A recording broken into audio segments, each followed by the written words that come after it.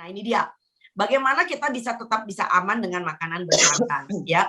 Jadi banyak orang belakangan ini agak julid dengan santan. Dia bilang katanya santan bikin kolesterol segala macam.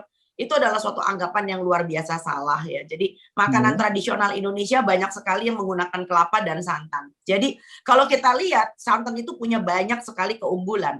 Salah satu keunggulan yang istimewa adalah asam lemak dalam santan itu disebut dengan asam laureat. Asam laureat ini adalah salah satu antioksidan yang luar biasa, ya, yang diketemukan di dalamnya ternyata mengandung antioksidan yang justru bisa menurunkan Anda punya trigliserida, memperbaiki kolesterol, dan santan itu juga sendiri kaya dengan vitamin. Nah, itu udah nongol itu. Oke. Kaya dengan vitamin B, kaya dengan vitamin C, dan kaya dengan vitamin E. Nah, jadi dan santan itu dikenal banget di dunia barat bahkan membantu melawan bakteri, ya, dan jamur dalam tubuh. Dia sebagai antioksidan sekali lagi. Nah, yang lebih lucu itu bahwa santan yang begitu banyak manfaatnya itu seringkali kemudian dituding sebagai biang kerok peningkat kolesterol. Saya nggak setuju sama sekali. Sama sekali nggak setuju.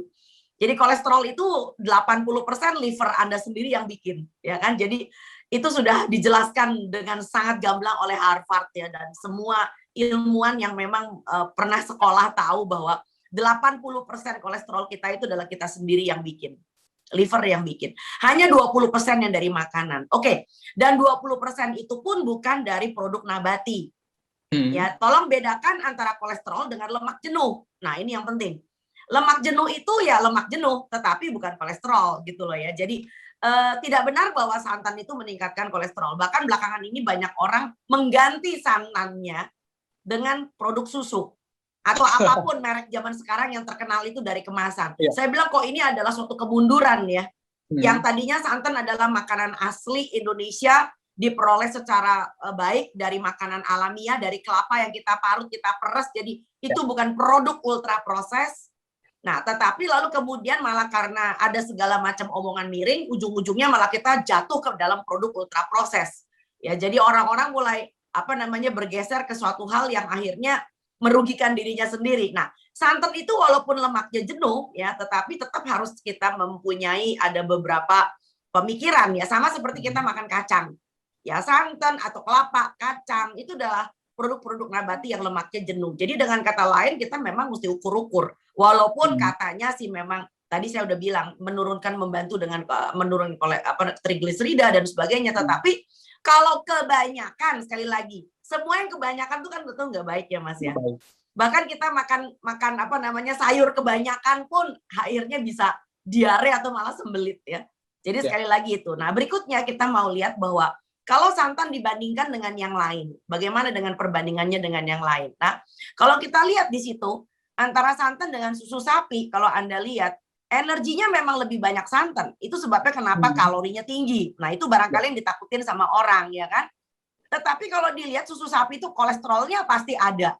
Ya, kenapa disebut ada? Ya karena dia berasal dari hewan. Jadi kalau Anda kejeblos misalnya mau bikin gulai, bikin kari, malah memilih pakai susu sapi, wah, saya bilang sih itu mah namanya kemunduran, ya. Nggak usah takut pakai santan gitu loh, ya. Dan proteinnya santan juga nggak terlalu tinggi dibandingkan dengan sapi. Gitu loh, ya. Nah, sekarang kalau kita lihat lagi bagaimana caranya kita pakai santan supaya bijak. Nah, coba berikutnya. Cara pemakaian santan yang bijak adalah nomor 1. Nah, ini prinsip penggunaan santan. Biasakan kita membuat semacam kayak rencana menu, Mas. Nah, jadi kalau biasanya kalau di rumah tangga saya, kita menentukan harinya santan tuh seminggu sekali. Ya, dan yang lebih penting lagi sekali lagi tidak dihangatkan berulang. Jadi itu sebabnya kenapa kalau kita bikin menu dengan santan itu di rumah itu jauh lebih aman daripada kita beli di restoran. Kenapa? Di restoran itu pasti diangetin hanya Tuhan sama yang bikin yang tahu berapa kali sudah diangetin. Sebab kalau nggak diangetin cenderung menjadi basi. Nah, ini yang repot. Makanan mengandung santan itu mudah sekali basi. Santan nggak diapa-apain aja ditaruh di kulkas, besoknya udah rasanya asam, udah basi. Nah, sekarang bagaimana dong, Dok, kalau misalnya kita bikin opor? Ya, masa orang bikin opor cuma 1 porsi? Kan nggak mungkin. Oke, caranya, triknya supaya santannya tidak diangetin berulang, maka Anda bikin dulu yang namanya opornya, karinya, gulainya, tanpa santan. Nah, ketika mau dimakan, 1 porsi itu diangetin, baru tuang santannya. Jadi setiap kali makan kita selalu mendapatkan opor, kari, atau gulai dengan santan yang baru. Ya. Ya, jadi nggak perlu takut dengan makanan bersantan. Itu aja sih, Mas. Baik. Nah, ini dari tadi Dokter Tan menggarisbawahi bahwa ini untuk menghindari makanan bersantan, terutama yang dihangatkan berulang. Ini kira-kira apa sih, Dok, nilai negatifnya dari makanan bersantan yang dihangatkan berulang-ulang nih, Dok?